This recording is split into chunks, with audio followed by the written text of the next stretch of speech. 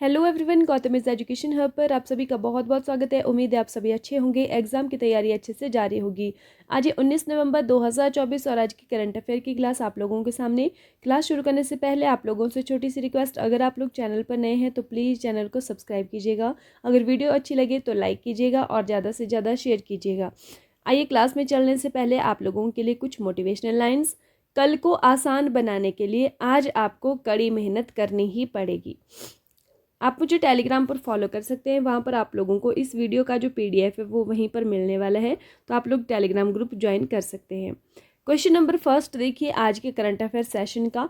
हाल ही में miss universe 2024 बनी Victoria Kjær थेलविग बनी किस देश की पहली मिस यूनिवर्स बनी है? Recently, Victoria Kajer, who became Miss Universe 2024, has become the first Miss Universe of which country?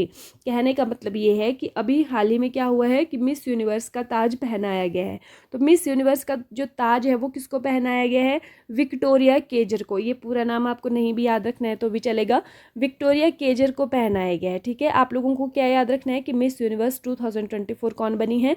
Victoria Kjær बनी है। ठीक है, अभी कहाँ की बनी है, कौन से देश की है ये है डेनमार्क से, और यहाँ की ये पहली मिस यूनिवर्स बनी है। मतलब अभी तक डेनमार्क से और कोई भी मिस यूनिवर्स नहीं बनी थी, पहली बार यहाँ से कोई मिस यूनिवर्स बनी है। ठीक है, ये आपको ध्यान रखना है। तो इसका सही आंसर हमारे पास होने वाला है डेनमार्क।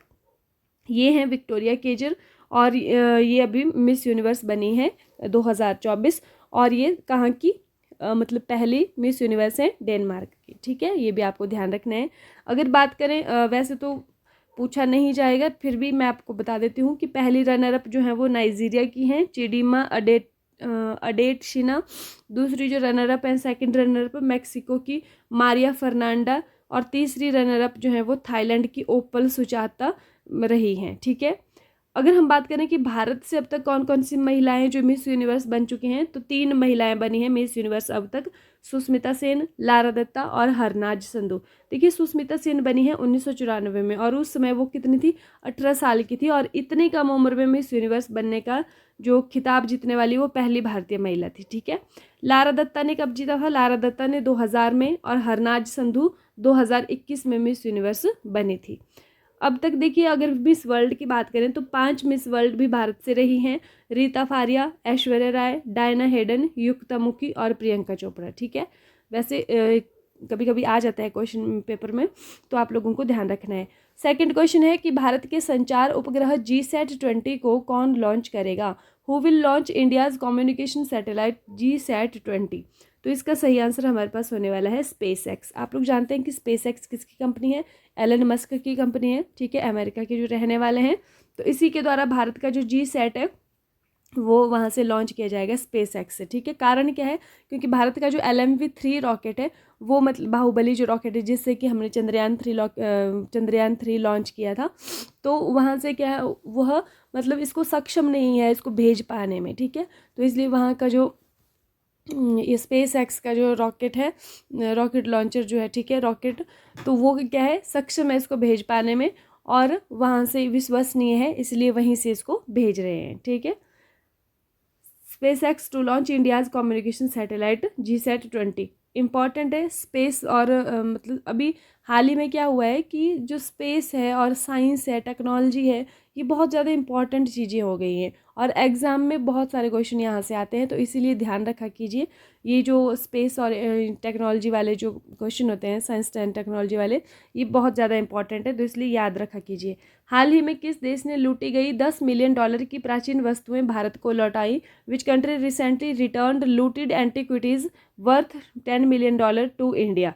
तो कहाँ ने, किस देश ने लौटाई हैं? यह लौटाई हैं अमेरिका ने। ठीक है, अब इसमें अमेरिका ने लौटाई हैं, तो ये देखिए इसमें दो ये ऐसी भी एंटिक्स जो हैं। ठीक है, हाल ही में तूफान मैन यी ने उत्तरी फिलीपींस पर हमला किया, इसका स्थानीय नाम क्या है? तूफान का नाम क्या है पहले ये देख लीजिए। मैन यी, क्या नाम है तूफान का? मैन यी। हमला कहाँ पर किया है? फिलीपींस में, और नॉर्थ फिलीपींस में किया है। रिसेंटली टाइफून मैन यी attacked the नदरन Philippines, what is it's local name? ठीक है, तो आपसे लोकल नेम भी पूछा जा सकता है, कहाँ हमला किया है वो भी पूछा जा सकता है।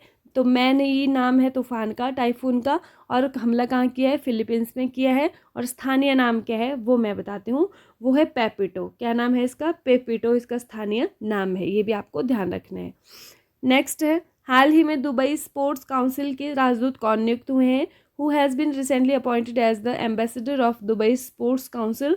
तो कौन है, सानिया मिर्जा और हरभजन, तो ये दोनों हैं, ठीक है, सानिया मिर्जा और हरभजन दोनों को जो है वो चुना गया है। क्या चुना गया है, ambassador of Dubai sports council, ये भी आप लोगों को ध्यान रखना है।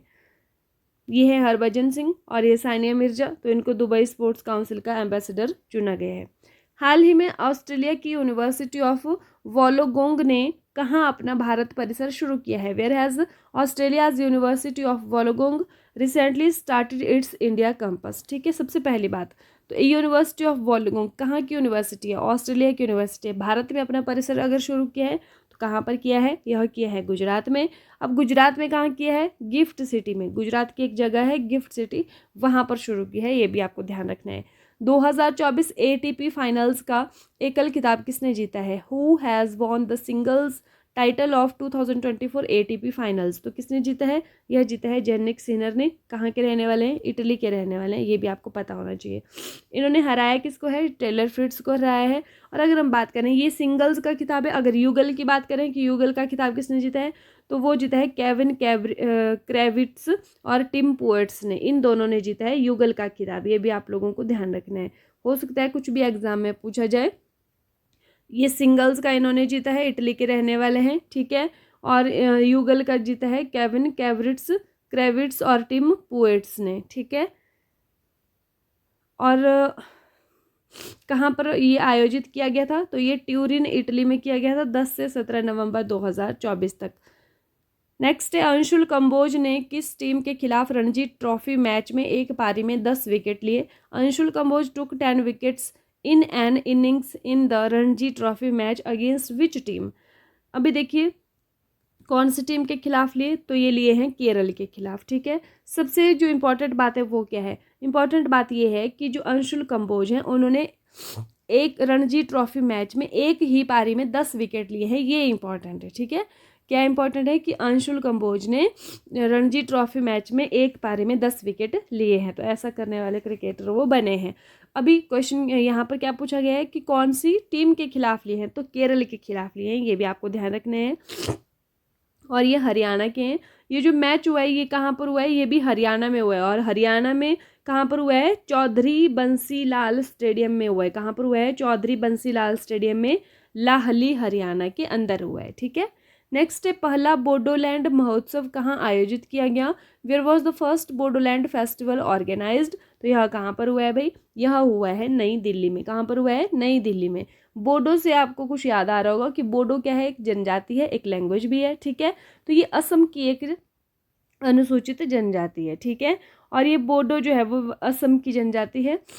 असम की ब्रह्मपुत्र घाटी क्षेत्र में सबसे शुरुआती निवासी माना जाता है इनको, बोडो को। और मंगोलियाई जाति के वंशज हैं और तिब्बत और चीन से असम में प्रवासित हुए हैं, ये भी आपको ध्यान रखना है। असम की सबसे बड़ी अनुसूचित जनजाति है बोडो, ठीक है। तो बोडो से एक बात और भी याद आ रही है कि बोडो एक लैंग्वेज है, ठीक है। बोडो, संथाली, मैथिली, इनको जो है वो मतलब भारत की जो 22 भाषाएं हैं, ठीक है, उन भाषाओं में इसके संविधान में बोडो को कब जोड़ा गया था उन 22 भाषाओं की सूची में, तो वो जोड़ा गया था 1992 में, ठीक है। ये भी आपको ध्यान रखने हैं। कौन सा देश भारतीय नौसेना के जहाज़ों के लिए एकीकृत एंटीना प्रणाली यूनिकॉर्न तकनीक प्रदान करने पर सहमत हुआ है, which country has agreed to provide integrated antenna system unicorn technology for India navy ships. तो कौन सा देश सहमत हुआ है, यह हुआ है जापान, ठीक है। क्या करने वाला है जापान, भारतीय नौसेना के जहाज़ों के लिए एकीकृत एंटीना प्रणाली जिसका नाम क्या है, यूनिकॉर्न, इस टेक्नोलॉजी को प्रदान करने पर सहमत हुआ है, जापान सहमत हुआ है, ठीक है। ये आपने ध्यान रखना है। रिवीजन है कल की क्लास का। हाल ही में अंतर्राष्ट्रीय छात्र दिवस कब मनाया गया है, when has international students day been celebrated recently. तो यह कब मनाया गया है, यह मनाया गया है 17 नवंबर को। हाल ही में किस देश की राजकुमारी यूरिको का 101 साल की उम्र में निधन हुआ है, which country's princess Yuriko has recently died at the age of 101। तो कहाँ की हैं भाई, यह जापान की हैं। नेक्स्ट है, हाल ही में भारत के दूसरे सबसे अधिक T20 इंटरनेशनल विकेट लेने वाले गेंदबाज कौन बने हैं? Who has recently become India's second highest T20 international wicket taker? तो यह कौन बने हैं? अर्शदीप सिंह। किनको पीछे रखा है? जसप्रीत बुमराह और भुवनेश्वर कुमार को। हाल ही में बाकू COP29 में हरित ऊर्जा समझौते पर हस्ताक्षर किसने किए हैं? Who has recently signed the green energy agreement at Baku COP29। ठीक है, किसने किए हैं? तो भाई सभी ने किए हैं, कजाकिस्तान, उज्बेकिस्तान, अजरबैजान। इसीलिए आंसर क्या होने वाला है? उपर्युक्त सभी इसका आंसर होने वाला है। ठीक है, हाल ही में एयर इंडिया ने आधिकारिक तौर पर किसके साथ अपना विलय पूरा कर लिया है? Recently with home has air India officially completed it's merger? तो किसके साथ किया है? विस्तारा के साथ किया है। ठीक है, हाल ही में डोनाल्ड ट्रंप ने किसे ऊर्जा विभाग का प्रमुख बनाने की घोषणा की है? Who has recently been announced by Donald Trump to be the head of energy department? तो किसको बनाया है? यह बनाया है क्रिस राइट को। ठीक है, हाल ही में किस देश के क्रिकेटर टिम साउथी ने क्रिकेट से संन्यास लेने की घोषणा की है? Recently which countries cricketer Tim Southee has announced its retirement from cricket? कहाँ के रहने वाले हैं? यह न्यूजीलैंड के क्रिकेटर हैं। हाल ही में पुस्तक मेले में भारतीय संविधान की मूल हस्तलिखित पांडुलिपि प्रतिकृति कहाँ प्रदर्शित की गई है? Where has the original handwritten manuscript replica of the Indian Constitution been displayed in the book fair recently? तो कहाँ पर भाई? यह शारजाह में। कहाँ पर है शारजाह? UAE, संयुक्त अरब अमीरात में। हाल ही में प्रधानमंत्री नरेंद्र मोदी को किस देश के सर्वोच्च राष्ट्रीय सम्मान से सम्मानित किया गया है? Recently prime minister Modi has been honoured with which countries highest national honour? तो कहाँ का मिला है? नाइजीरिया का मिला है। ठीक है, हाल ही में इंडोनेशिया ने किस देश के साथ कैरिस वोमेरा 2024 संयुक्त नौसैनिक अभ्यास शुरू किया है? Recently Indonesia has started Keris Woomera 2024 joint naval exercise with which country? तो किसके साथ किया है? यह किया है ऑस्ट्रेलिया के साथ।